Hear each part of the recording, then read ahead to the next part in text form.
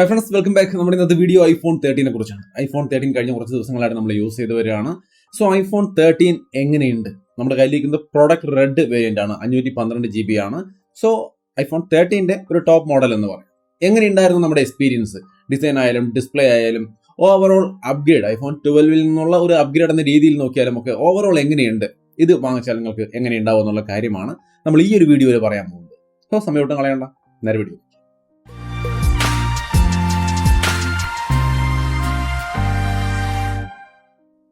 Hi, അപ്പോൾ iPhone13 എങ്ങനെയുണ്ട് എന്നുള്ളത് തന്നെയാണ് നമ്മൾ നോക്കുന്നത്.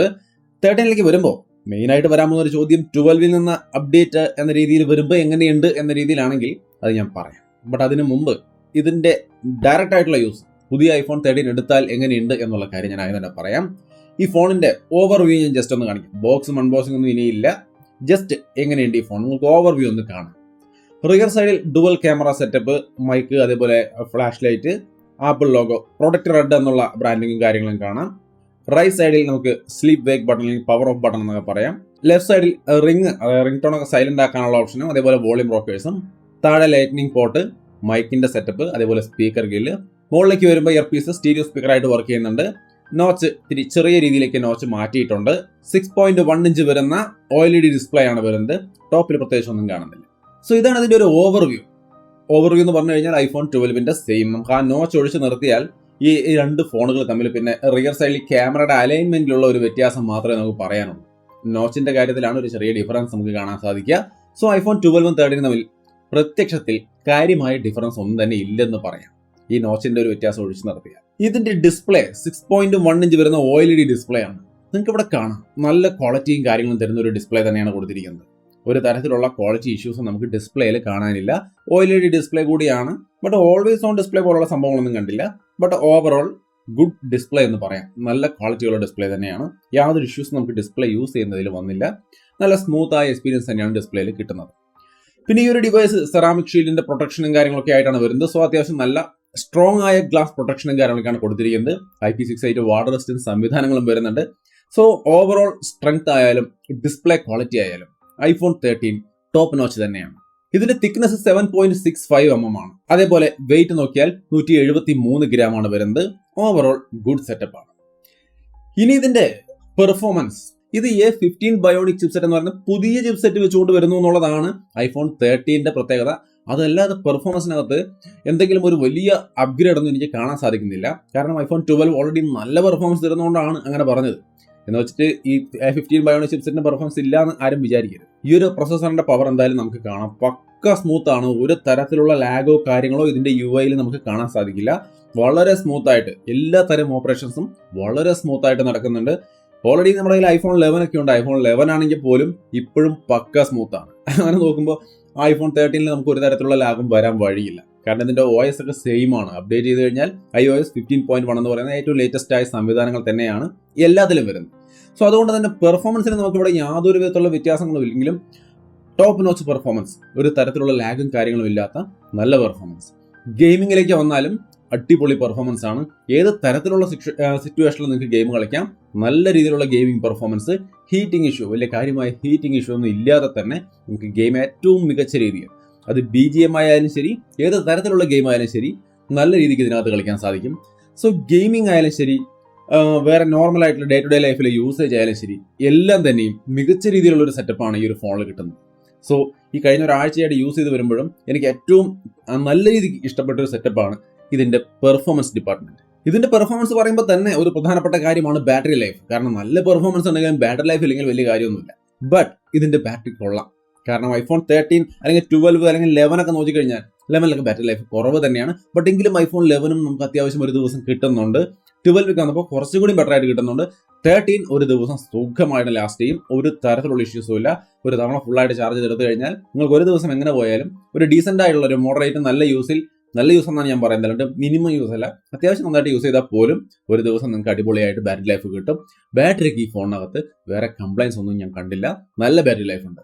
അതിൻ്റെ ഒപ്പം തന്നെ ഇതിനകത്ത് 5G ബാൻഡുകളും കാര്യങ്ങളും ഒക്കെ ഇഷ്ടംപോലെ ഉണ്ട്. 18, 19 5G ബാൻഡും കാര്യങ്ങളൊക്കെ ഉണ്ട്. സോ 5G ഫോൺ തന്നെയാണ്. നിങ്ങൾക്ക് യാതൊരു ടെൻഷനും വേണ്ട, കണ്ണും പൂട്ടിയെടുക്കാം. 5G ഒന്നും ഒരു തരത്തിലുള്ള ഇഷ്യൂസും ഈ ഫോൺ ഉണ്ടാക്കാൻ പോകുന്നില്ല. ടോപ്പ് നോച്ച് സെറ്റപ്പ് തന്നെയാണ് ആ കാര്യത്തിലൊക്കെ ഇവർ കൊടുത്തിരിക്കുന്നത്. സോ പെർഫോമൻസ് നോക്കുമ്പോൾ പെർഫോമൻസ് വൈസ് ആയാലും ശരി, ബാറ്ററി ലൈഫിന്റെ കാര്യത്തിലായാലും ശരി, രണ്ടിലും ഒരുപോലെ മികച്ച നിലവാരം പുലർത്തുന്നുണ്ട് iPhone 13. 12 മോശമല്ല, നിങ്ങൾക്ക് ഇപ്പോഴും വേണമെങ്കിൽ 12 എടുക്കാം. ബട്ട് 12 ഒരു ഡീറ്റെയിൽഡ് കമ്പാരിസൺ നമ്മൾ അടുത്തൊരു ദിവസം ചെയ്യാം. കാരണം ഇതിന്റെ ക്യാമറയിലൊക്കെ എത്രത്തോളം ഇമ്പ്രൂവ്മെന്റ് ഉണ്ടെന്നുള്ളത് ഞാൻ വേറൊരു വീഡിയോയിൽ പറയാം. ഇതിന്റെ കാര്യത്തിൽ എന്തായാലും ഈ പറഞ്ഞ ഡിസൈനും ഡിസ്പ്ലേയും പെർഫോമൻസും ബാറ്ററിയും എല്ലാം നല്ല രീതിക്ക് ഇമ്പ്രൂവ്ഡ് ആണ്. അതുകൊണ്ട് തന്നെ ഇതിന്റെ ആ ഒരു സെക്ഷൻസ് എല്ലാം എനിക്ക് നല്ല രീതിക്കുള്ള സാറ്റിസ്ഫാക്ഷൻ തന്നിട്ടുണ്ട്. ഇനി ക്യാമറ എങ്ങനെയാണെന്ന് ചോദിച്ചു കഴിഞ്ഞാൽ, റിയർ സൈഡിൽ ഡുവൽ 12 മെഗാ പിക്സൽ ക്യാമറയാണ്. ഫ്രണ്ടിൽ 12 മെഗാ പിക്സലിന്റെ തന്നെ സെൽഫി ക്യാമറയും വരുന്നുണ്ട്. വീഡിയോ സാമ്പിൾ നിങ്ങൾക്ക് ഇവിടെ കാണാം. എങ്ങനെയുണ്ട് വീഡിയോ ക്വാളിറ്റി കണ്ടു നോക്കാം. കിടിലൻ ക്വാളിറ്റിയാണ്. ഒരു തരത്തിലുള്ള കംപ്ലൈൻസും ഇതിന്റെ വീഡിയോ ക്വാളിറ്റിയിൽ നമുക്ക് പറയാനില്ല. ഏത് തരത്തിലുള്ള സിറ്റുവേഷൻ നിങ്ങൾക്ക് ഇതിന്റെ ഈ ചർച്ചിന്റെ ബാക്കിലുള്ള ക്ലൗഡും കാര്യങ്ങളും നോക്കിയാൽ പോലും നല്ല ക്ലാരിറ്റിയിൽ അതെല്ലാം കാണാം. അതേസമയം തന്നെ ഫ്രണ്ടിൽ നിൽക്കുന്ന എല്ലാ സംഭവങ്ങളും നല്ല ക്ലിയർ ആയിട്ട് കാണാം. സോ നല്ലൊരു വീഡിയോ ക്വാളിറ്റി, എന്നെ സംബന്ധിച്ച് ഏറ്റവും മികച്ചൊരു വീഡിയോ ക്വാളിറ്റി നിങ്ങൾക്ക് ഈ ഒരു ഫോണിൽ കിട്ടും.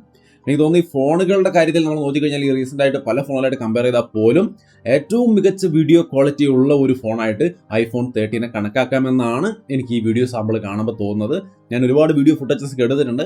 നമുക്ക് എന്തായാലും ഇതിന്റെ ക്യാമറ റിവ്യൂ ഒന്ന് ചെയ്യാം. iPhone 13 ക്യാമറ എങ്ങനെയുണ്ടെന്നുള്ള കാര്യം അത് ഞാൻ ഡീറ്റെയിൽഡ് ആയിട്ട് ക്യാമറ റിവ്യൂവിൽ പറയാം. എന്തായാലും സെൽഫി ക്യാമറ ആയാലും മെയിൻ ക്യാമറ ആയാലും മികച്ച വീഡിയോ ക്വാളിറ്റിയാണ്. മെയിൻ ക്യാമറയിലൊക്കെ നമുക്ക് 4K തന്നെ 24, 25, 30, 60 FPS വരെ ഷൂട്ട് ചെയ്യാം. ഫ്രണ്ട് ക്യാമറയിലും 4K 24, 25 അല്ലെങ്കിൽ 30, 60 FPS വരെ ഫ്രണ്ട് ക്യാമറയിലും ഷൂട്ട് ചെയ്യാം. സോ ക്യാമറ വീഡിയോ പർപ്പസിന് വേണ്ടി നിങ്ങൾ ഈ ഫോൺ എടുക്കുകയാണെങ്കിൽ ഒരു തരത്തിലും നിങ്ങൾക്ക് റിഗ്രറ്റ് ചെയ്യേണ്ടി വരില്ല.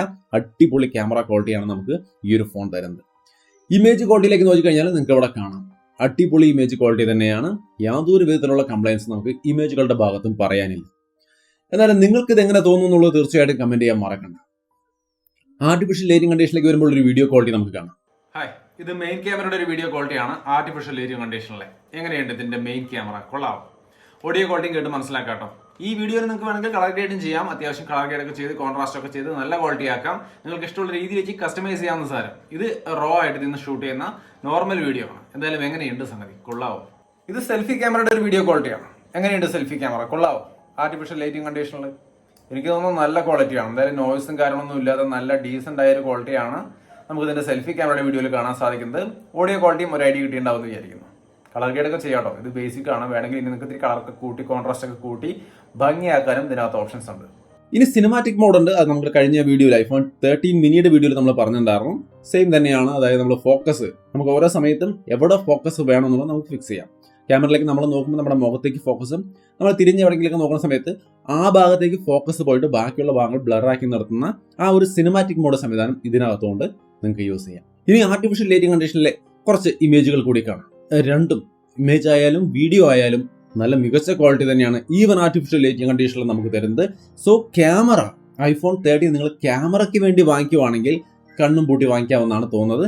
ബട്ട് ക്യാമറ റിവ്യൂവിന് വെയിറ്റ് ചെയ്യുക. ഞാൻ 2-3 ദിവസത്തിനുള്ള കുറച്ച് ക്യാമറ സാമ്പിൾസ് ഒക്കെ കുറച്ചും കൂടി ഡീറ്റെയിൽഡ് ആയിട്ട് യൂസ് ചെയ്തിട്ട് ആർട്ടിഫിഷ്യൽ ലൈറ്റിംഗ് കണ്ടീഷനും ഡേ ലൈറ്റും ഒക്കെ യൂസ് ചെയ്തിട്ട് അതിന്റെ ഡീറ്റെയിൽഡ് ആയ ഒരു ക്യാമറ റിവ്യൂ ചെയ്യാം. സോ റോ ആയിട്ട് നിങ്ങൾ iPhone ഉപയോഗിച്ചുകൊണ്ട് ഷൂട്ട് ചെയ്താൽ എത്രത്തോളം ക്വാളിറ്റി ഉണ്ടാവും എന്നുള്ള കാര്യം ഞാൻ അതിൽ വിശദമായിട്ട് തന്നെ പറയാം. എല്ലാ സിറ്റുവേഷനുകളിലും ഷൂട്ട് ചെയ്തിട്ട് ഞാൻ വിശദമായിട്ട് അതിന്റെ വീഡിയോ ചെയ്യാം. സോ ഓവറോൾ iPhone 13 എന്ന ഫോൺ എങ്ങനെയെന്ന് ചോദിച്ചാൽ ഡിസൈൻ ആയാലും ഡിസ്പ്ലേ ആയാലും പെർഫോമൻസ് ആയാലും ക്യാമറ ആയാലും ബാറ്ററി ആയാലും എല്ലാം iPhone 13 എന്ന ഫോണിലേക്ക് നിങ്ങൾക്ക് തീർച്ചയായിട്ടും അപ്ഗ്രേഡ് ചെയ്യാം. iPhone 12 എന്നല്ല, 12 നിന്ന് അപ്ഗ്രേഡ് ചെയ്യേണ്ട കാര്യമല്ല പറഞ്ഞത്. 12 നിന്ന് വലിയ വ്യത്യാസമൊന്നുമില്ല, പക്ക സെയിം ആയിട്ട് തന്നെ നമുക്ക് ഫീൽ ചെയ്യാം. ബട്ട് നിങ്ങളുടെ കയ്യിൽ 11 അതിന് കുറവുള്ള ഫോണുകളൊക്കെ ആണെങ്കിൽ നിങ്ങൾക്ക് അപ്ഗ്രേഡ് ചെയ്യാം iPhone 13ലേക്ക്. നല്ല രീതിയിലുള്ള ഒരു ക്വാളിറ്റി വ്യത്യാസം ഓവറോൾ എല്ലാ മേഖലയിലും നല്ല രീതിയിലുള്ള ഒരു ഇമ്പ്രൂവ്മെന്റ് നിങ്ങൾക്ക് കാണാൻ വേണ്ടിയിട്ട് സാധിക്കും. ഇനി iPhone 12 മിനി എടുക്കണോ 13 എടുക്കണോ എന്ന് ചോദിച്ചു കഴിഞ്ഞാൽ ഒരു സംശയം വേണ്ട, മിനി തകണ്ട. വളരെ ചെറിയൊരു ഫോണാണ്. അത്രയും ചെറിയൊരു ഫോൺ എടുക്കുന്നതിനേക്കാൾ എന്തുകൊണ്ടും നല്ലത് 13 എടുക്കുന്നതാണ്. സോ മിനിയിലേക്ക് പോകണ്ട, കഴിവതും 13ലേക്ക് വരിക. മിനിയിലേക്ക് പോകേണ്ട ഒരു അവസ്ഥയാണ് നിങ്ങൾക്ക് നിൽക്കുന്നതെങ്കിൽ iPhone 12 അങ്ങനെ എടുക്കാൻ നോക്കുക. അതും നിവൃത്തിയില്ലെങ്കിൽ iPhone 11 എടുക്കാൻ. മിനി വളരെ ചെറിയൊരു ഫോണാണ്. അതാണ് ഒരു കാരണമായിട്ട് ഞാൻ പറയുന്നത്. മിനി വളരെ ചെറിയൊരു ഫോണാണ്. അത് നിങ്ങൾക്ക് ഓക്കെ ആണെങ്കിൽ നിങ്ങൾക്ക് അത് എടുക്കാം. പിന്നെ ബാറ്ററി ലൈഫ് നോക്കിയാലും മിനിയിൽ കുറച്ച് കുറവാണ് 13 അപേക്ഷിച്ച്. സോ 13 ഒരു നല്ല ഓപ്ഷനാണ്. അതാണ് ഫൈനലായിട്ടുള്ള എൻ്റെ ഒരു സജസ്റ്റ് ചെയ്യുമോ നിങ്ങൾ ചോദിച്ചാൽ തീർച്ചയായിട്ടും iPhone 13 എല്ലാവർക്കും ഞാൻ സജസ്റ്റ് ചെയ്യും. നല്ല രീതിയിലുള്ള ഒരു പെർഫോമൻസും ഓവറോൾ കാര്യങ്ങളെല്ലാം ഉണ്ട്. നിങ്ങളുടെ അഭിപ്രായത്തിൽ ഇത് എങ്ങനെയുണ്ട് നിങ്ങൾ കണ്ട കാര്യങ്ങൾ വെച്ചുകൊണ്ട് തീർച്ചയായിട്ടും കമൻറ്റായിട്ട് ഷെയർ ചെയ്യും. വീഡിയോ ഇഷ്ടപ്പെട്ടാൽ തീർച്ചയായിട്ടും ലൈക്ക് ചെയ്തും ഷെയർ ചെയ്തൊക്കെ നമ്മളെ സപ്പോർട്ട് ചെയ്യാം. കൂടുതൽ ഇതിന്റെ എന്തെങ്കിലും വീഡിയോസ് നിങ്ങൾക്ക് ആവശ്യമുണ്ടെങ്കിൽ ക്യാമറ റിവ്യൂ ഞാൻ ഓൾറെഡി കൊണ്ടുവരുന്നുണ്ട്. അത് കൂടാതെ എന്തെങ്കിലുമൊക്കെ കാര്യം നിങ്ങൾക്ക് അറിയാനുണ്ടെങ്കിൽ തീർച്ചയായിട്ടും കമന്റ് ചെയ്യാം. അത് അടുത്ത വീഡിയോകളിൽ നമ്മൾ തീർച്ചയായിട്ടും ഉൾപ്പെടുത്തുന്നതായിരിക്കും. സോ അത്രയുമാണ് നമ്മൾ ഇന്നത്തെ ഒരു വീഡിയോ ഇഷ്ടപ്പെട്ടാൽ ലൈക്ക് ചെയ്തും ഷെയർ ചെയ്തൊക്കെ നമ്മളെ സപ്പോർട്ട് ചെയ്യാം. വീണ്ടും ഒരു വീഡിയോ ആയിട്ട് കാണാം.